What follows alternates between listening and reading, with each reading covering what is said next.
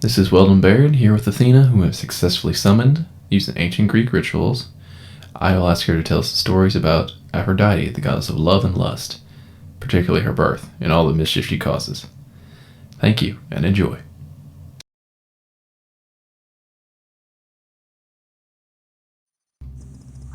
My name is Athena. There are two other major goddesses named Aphrodite and Hera, but I am the most important. However, more stories are written about my cousin, sister, aunt, whatever she happens to be, and that is Aphrodite. She has been a troublemaker since she was born. Oh yeah, even her birth made trouble. My grandfather, oh no, great-grandfather, we're all so interrelated, happened to be not very nice to his children. And my great-grandmother gave my grandfather, Kronos, a sickle. This little sickle turned into a mighty implement. Saturn, great-granddad, was cruel and mean and needed to be taken down a notch. It was not a very nice notch that Kronos made in his daddy. He cut off his gonads. That's a very nice way to say that, isn't it? And threw them off of Olympus into the ocean, where they floated around the Adriatic Sea until a clamshell formed over them. The clamshell grew. It grew some more. And finally, a giant clamshell washed up on the shore of Cyprus. When the clamshell opened, a goddess stepped out. You may have seen Botticelli's print of this. It glorifies Aphrodite a little bit too much. But there she was, my rival, goddess of love, actually lust, and she's made my life miserable ever since. That's the story of Aphrodite's birth and the beginning of her troublemaking. Aphrodite gets everybody in trouble. She likes to play games, and she breaks rules. She bribes people just because of love. There was once a young woman named Mira who fell in love with her father. We all know that's going to be a bad story. Well, this young woman fell in love with her father, and she made up all sorts of excuses to lie with her father. One of those was that if the animals do it and nothing bad results, why can't she?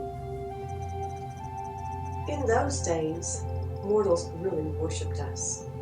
And so to be pure for the ceremony, a woman would not be able to lie with a man. But also in those days, husbands were not expected to be faithful. So on one night, when Mira's mother was preparing to be able to worship us properly, her father was preparing to have someone entertain him in his bed. That someone, unbeknownst to her father, was Mira. She had worked with her old nurse to manage to get into her father's bed after dark, and had told her nurse if she couldn't be with her father, she'd rather be dead. Her father was well pleased with this young woman and sent for her again.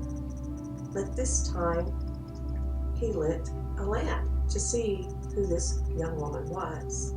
And when he did, he drew his sword and was ready to kill her.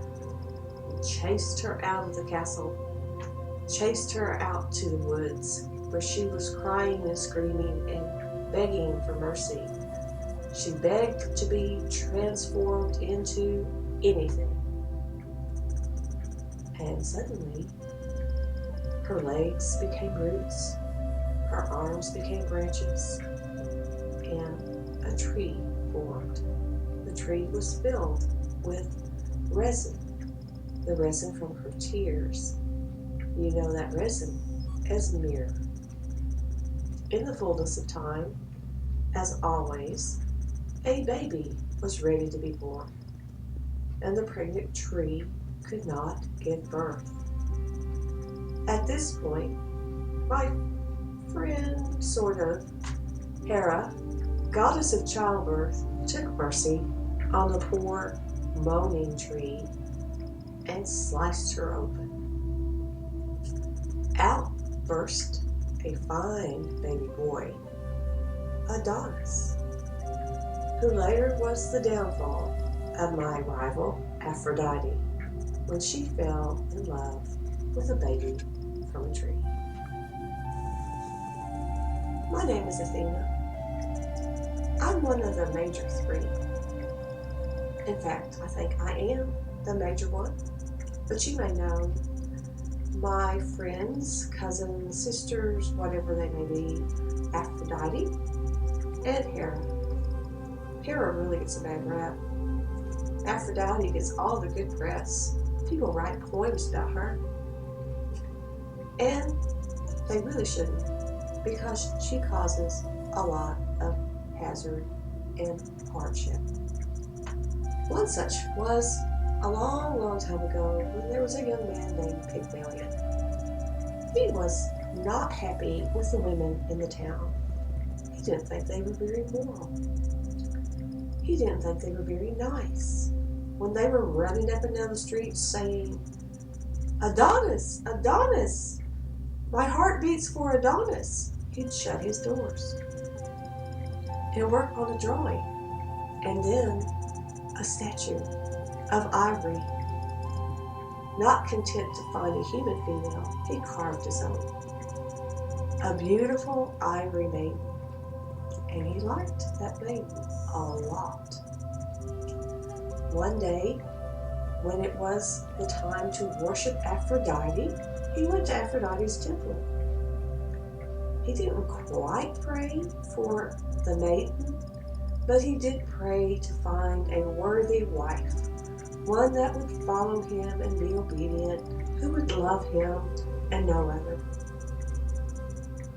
When he went home that day, instead of an ivory maiden, Aphrodite had been to visit and changed a miraculous full-grown birth, and no longer did we have an ivory maiden, we had a woman, Galatea.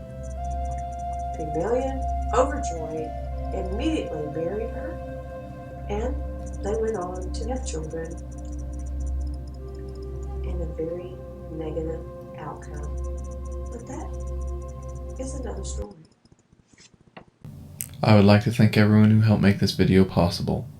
Robbie as Kronos, Lloyd as Uranus, Mallory as Gaia, Margaret as Aphrodite, and Dr. Baird as Athena.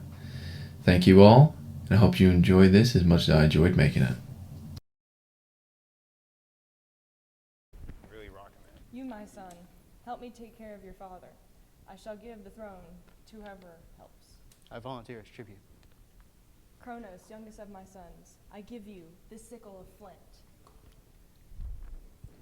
We shall set an ambush when he next come to lay with me. Okay. You will spring out and take his manhood. The way you...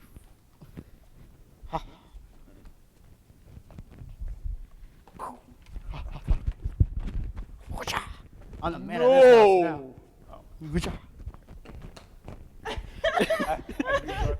Years later, at the sea, a seashell washes up on the shores of Cyprus, and out pops the goddess of love, Aphrodite.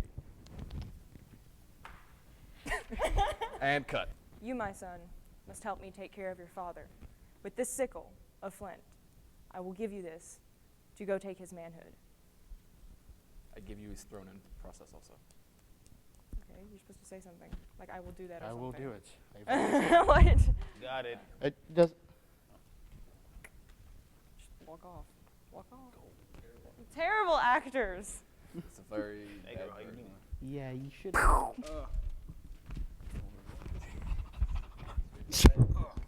it up. Hold it up one front. I'm the man of this house now.